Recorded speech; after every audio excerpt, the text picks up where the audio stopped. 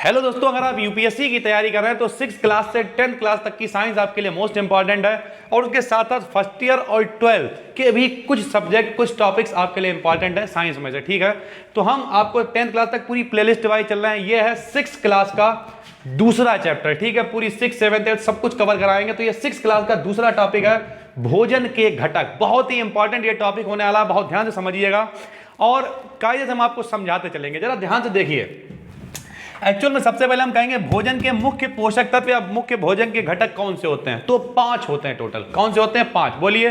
Number 1 carbohydrate. कौन होता है? कार्बोहाइड्रेट। कौन होता है? कार्बोहाइड्रेट। नंबर 2 वसा। नंबर 2 वसा।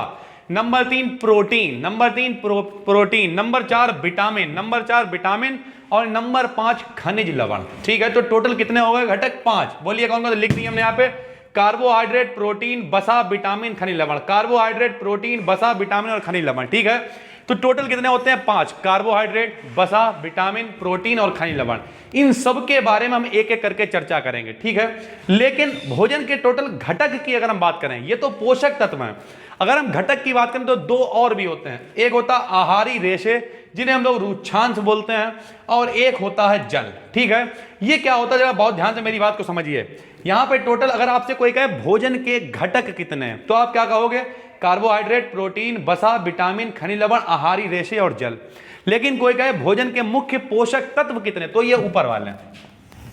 कार्बोहाइड्रेट, प्रोटीन, वसा, विटामिन और खनिज लवण। पोषक तत्व कितने होते हैं? केवल 5। कौन कौन से? कार्बोहाइड्रेट, प्रोटीन, वसा, विटामिन और खनिज लवण। ठीक है, अतिरिक्त वाले कौन से होते हैं? आहारी रेशे जिन्हें रुक्षांश बोलते हैं और जल। ये पोषक तत्व नहीं होते। यहां पे क्रॉस लगा दिया हमने। ये नीचे वाले दोनों पोषक तत्व नहीं होते, यानी इनसे पोषक प्राप्त नहीं होता। फिर ये करते क्या है? ये जो आहारी रेशे या रुक्षांश है, ये बिना पचे हुए भोजन को शरीर से बाहर निकालने में सहायता करते हैं। तो क्वेश्चन कैसे बनेगा? नंबर 1 भोजन के घटक कितने हैं? ये रहे। भोजन के पोषक तत्व कौन से हैं? ये 5 रहे। ठीक है, उसके बाद बिना पचे भोजन को बाहर शरीर से कौन निकालता है? आहारी रेशे या रुक्षांश होते हैं। पोषक तत्व ये हो गए। अब हम एक एक करके इन सब के बारे में चर्चा करेंगे। ठीक है, तो हम इसे मिटा देते हैं और सबसे पहले हम उठाते हैं कार्बोहाइड्रेट को। ये देखिए, एक एक करके चर्चा होगी, ध्यान से समझते हुए चलिएगा। हम एक एक करके आपको सब समझा देंगे। ठीक है, सबसे पहले हमने लिखा कार्बोहाइड्रेट। बहुत ध्यान से मेरी बात सुनिए, इससे कितने क्वेश्चन बन सकते हैं। कार्बोहाइड्रेट क्या मतलब होता है? कार्बो प्लस हाइड्रेट, यानी जिसमें कार्बन हो, हाइड्रोजन हो और ऑक्सीजन हो। ठीक है, जिसमें CHO होता है उसे हम लोग कार्बोहाइड्रेट कहते हैं। CHO से मिलकर बने यौगिक कार्बोहाइड्रेट कहलाते हैं। ये क्या करते हैं? ये हमारे शरीर को ऊर्जा प्रदान करते हैं। ये हमारे शरीर को ऊर्जा, तो कार्बोहाइड्रेट क्या करता है? शरीर को ऊर्जा प्रदान करता है। अब समझने की बात यह है कि ये किस रूप में हमारे शरीर में पहुंचता है। तो ये मंड या शर्करा के रूप में। किस रूप में? यहां पे हमने लिख भी रखा है, ये देखिए, मंड या शर्करा के रूप में पहुंचता है। ठीक है, अब ये मंड या शर्करा कहां से आती है? तो ये आलू में आती है। ठीक है, चावल में। अपनी देसी बात, लोग कहते हैं माड़ उतार के खाना चावल का, सुना है? चावल का माड़ उतार दो। जो डायबिटीज वाले वो लोग मतलब मत खाएं, माड़ उतार दो। वो माड़ क्या? एक्चुअल में मंड की बात हो रही है। तो मंड और शर्करा के रूप में ये हमारे भोजन में होता है। कहां से मिलता है? आलू हो गया, चावल हो गया, गेहूं हो गया, इन सब चीजों से कार्बोहाइड्रेट हमें मिलता है। ठीक, तो कैसे क्वेश्चन बना? नंबर 1 कार्बोहाइड्रेट क्या है? CHO से मिलकर बने यौगिक कार्बोहाइड्रेट कहलाते हैं। किस रूप में हमारे शरीर में पहुंचते हैं? मंड और शर्करा के रूप में पहुंचते हैं। क्या करते हैं? हमारे शरीर को ऊर्जा प्रदान करते हैं। ठीक है भाई। दूसरा क्या है, जरा समझिए। दूसरा है प्रोटीन। आप अपने हिसाब से नोट करते हुए चलिए, हम यहां पे समझा रहे हैं। ऐसे करके एक बहुत इंपॉर्टेंट क्वेश्चन पूछा जाता है, प्रोटीन के निर्माण की इकाई कौन होते हैं? तो यहां पे लिखा हुआ प्रोटीन के निर्माण की इकाई होता है एमिनो अम्ल। प्रोटीन के निर्माण की इकाई कौन होता है? एमिनो अम्ल। ठीक, ये क्या करता है? ये हमारे शरीर की वृद्धि करता है। एक क्वेश्चन और, सबसे ज्यादा प्रोटीन किस में पाया जाता है? तो प्रोटीन पाई जाती सोयाबीन। नाम से बीन टीन, बीन टीन, प्रोटीन सोयाबीन, प्रोटीन सोयाबीन। तो सबसे ज्यादा प्रोटीन किस में पाई जाती है? सोयाबीन में पाई जाती। कितने परसेंट? 47 से 48% सोयाबीन में प्रोटीन पाई जाती, पता होना चाहिए। ठीक, तो प्रोटीन के निर्माण की इकाई एमिनो अम्ल कितनी पाई जाती है? 47 से 48%। किसमें? सोयाबीन में सबसे ज्यादा।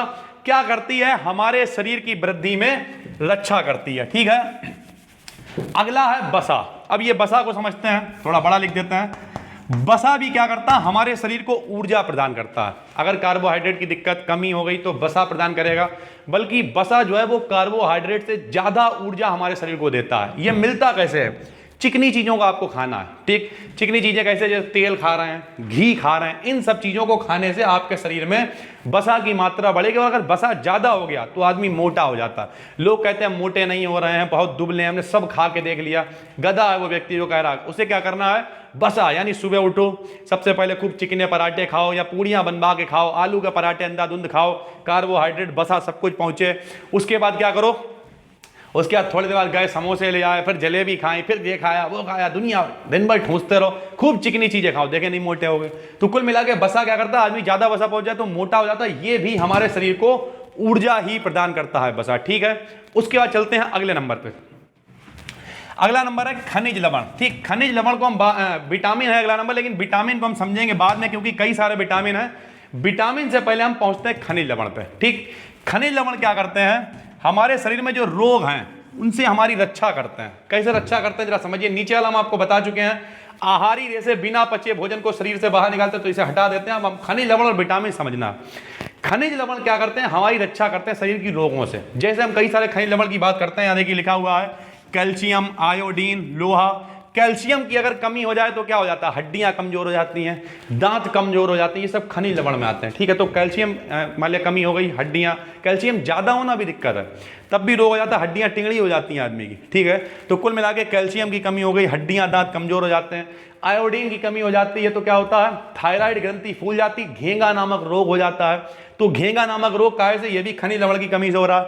लोहे की कमी हो जाती है, लोगों को एनीमिया रोग हो जाता है, कमजोरी टाइप मालूम होने लगती है।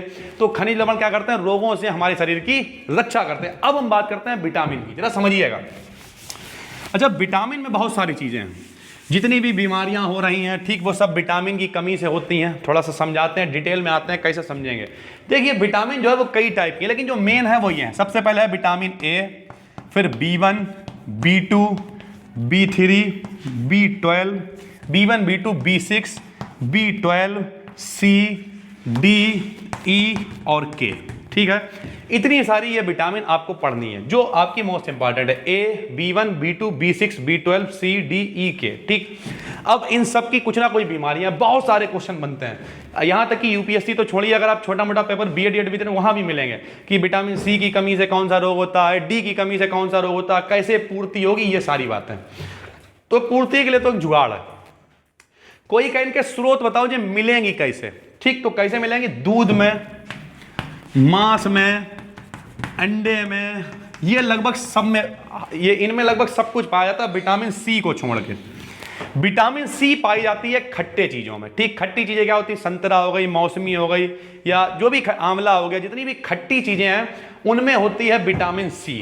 बाकी जितनी भी हैं वो सब क्या होती है, दूध, मांस, अंडे, सब में। विटामिन डी मुख्य रूप से धूप में पाई जाती है, सूर्य के प्रकाश में, ठीक। अब इनसे कौन से रोग होते हैं वो आपको पता होना चाहिए, और वो जो रोग होते हैं कैसे उनसे आप बच सकते हैं, उन रोगों से फायदा क्या होता है, जरा सारी बातें समझाते हैं हम आपको हम एक जुगाड़ बताते हैं। ऐसे करके आपको याद करना है, रेथारी ऐसा और एकई टोपा। अब लोग पढ़ेंगे टोफा और लिखेंगे हम टोफा, ठीक है। जरा देखिए, रेथारी ऐसा, रेथारी ऐसा, एकई टोपा। टोपा इसलिए पढ़ते हैं ताकि आदमी को थोड़ा सुनने में अच्छा लगे, होता वो टोफा है। जरा समझते चलिएगा, सारा ऐसे चुटकियों में। सबसे पहले क्या लिखा, विटामिन ए। ए के लिए सबसे पहले क्या लिखा हुआ, रे, तो हम लिखेंगे रेटिनॉल। क्या लिखेंगे, रेटिनॉल। क्या अब आपने आप लिखते चाहिए, हम सब कुछ नहीं बोलना है, ठीक है। हम बोल भी रहे हैं और सब कुछ लिख नहीं रहे, तो आपको सुनते भी रहना, लिखते भी रहना। तो विटामिन ए का कोई कहे रासायनिक नाम क्या होता है, तो विटामिन ए का रासायनिक नाम होता है रेटिनॉल। क्या नाम होता है, रेटिनॉल। और इसकी कमी से रतौंधी रोग हो जाता है। कौन सा रोग हो जाता है, रतौंधी। आंखें कमजोर हो जाती हैं, रात में दिखाई नहीं देता, तो रतौंधी नामक रोग हो जाता है विटामिन ए की कमी से। क्या खाओगे, सेब खाओ, गाजर खाओ, दूध पियो, मांस खाओ, ये सब चीजें खाओ, आराम से विटामिन ए मिलेगा। आंखें वगैरह बिल्कुल टकाटक, मामला जबरदस्त, ठीक। गाजर खाइए, सेब खाइए, ये सब चीजें, ठीक। रेटिनॉल, रे के बाद देखिए था लिखा हुआ है, तो B1 वाले का नाम होता है थायामीन।